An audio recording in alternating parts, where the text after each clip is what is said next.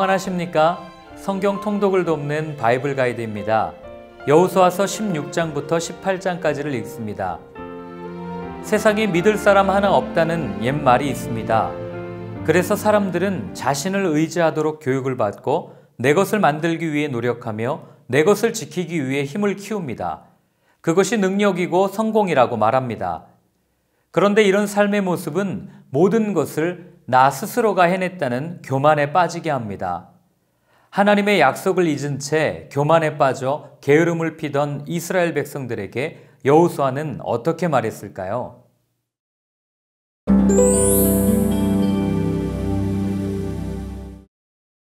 16장과 17장은 요셉 자손 에브라임과 므낫세 지파가 땅을 분배받는 이야기를 들려줍니다.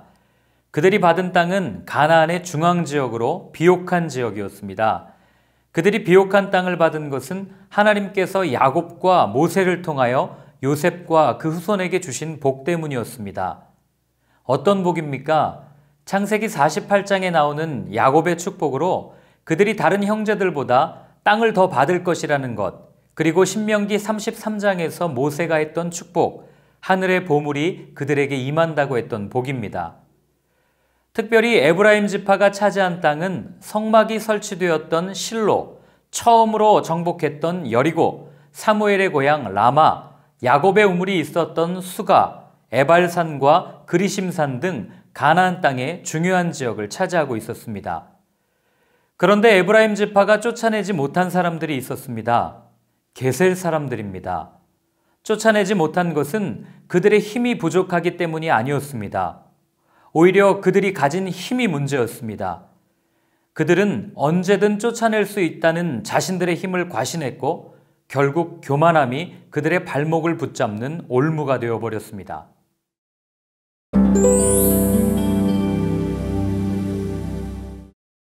17장은 16장에 이어 요셉의 자손이었던 므낫세 중 서쪽을 분배받았던 므낫세 반지파의 이야기를 들려줍니다. 먼저 민수기 27장에서 언급되었던 슬로보앗의 딸들의 이야기가 나옵니다.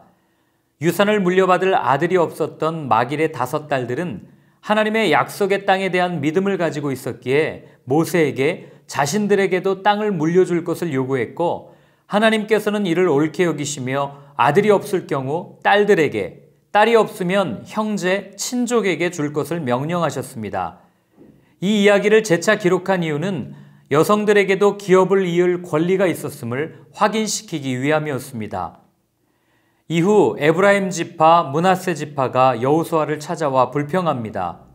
2가지 이유 때문인데, 첫째, 땅의 분배가 불공평하다고 생각한 것, 둘째, 철병거를 가진 그 땅의 거민들을 두려워한 것입니다. 땅 분배가 공정하지 못하다고 말한 것은 다른 지파에게 주어진 땅의 크기와 자신들의 땅을 비교한 데서 시작된 것이고, 두려워했다는 것은 하나님을 향한 믿음이 약해졌음을 의미하는 겁니다.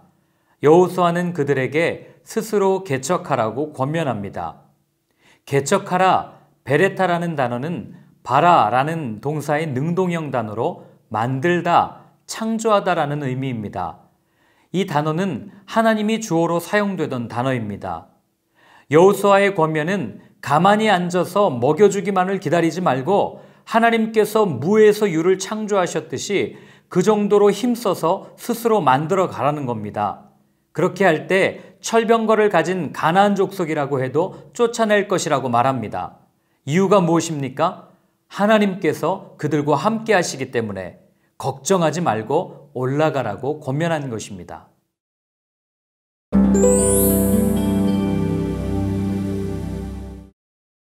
이제 7지파가 남았습니다. 그러나 이들은 현실에 안주해버린 나머지 땅을 분배받을 생각을 하지 않았습니다. 그들 지파에게 여호수아가 묻습니다. 어느 때까지 지체하겠느냐? 분배된 땅을 통해 얻은 어설픈 안도감이 하나님의 말씀을 잊게 했습니다. 여호수아는 그들을 책망하며 아직 정복하지 못한 땅에 지도를 그려오게 합니다. 여호수아서를 읽을 때 관심을 가지고 보아야 할 것이 믿음이라는 말 기억나십니까? 1절에서 여호수아의 믿음이 드러납니다. 아직 가나안 정복이 완성되지 않았습니다. 7지파의 땅이 남았기 때문입니다. 한창 전략을 짜고 전쟁을 준비해야 하는 시간입니다.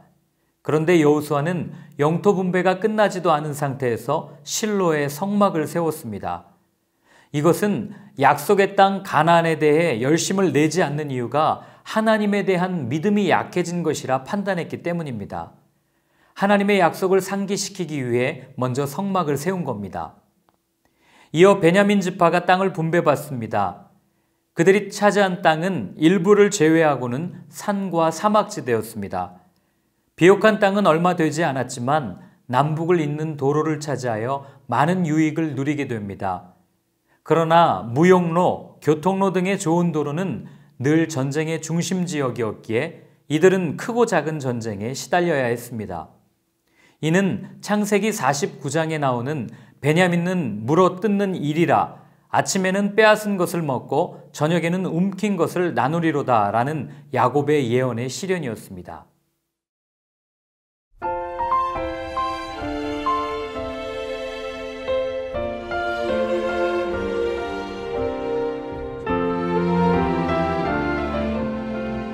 인류 역사를 보면 사회는 언제나 어려웠습니다.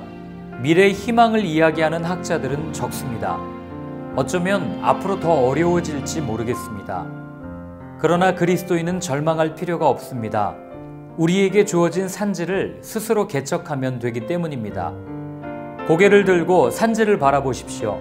산지를 향해 달려나가십시오. 머지않아 이 세상은 우리의 기업이 될 것입니다.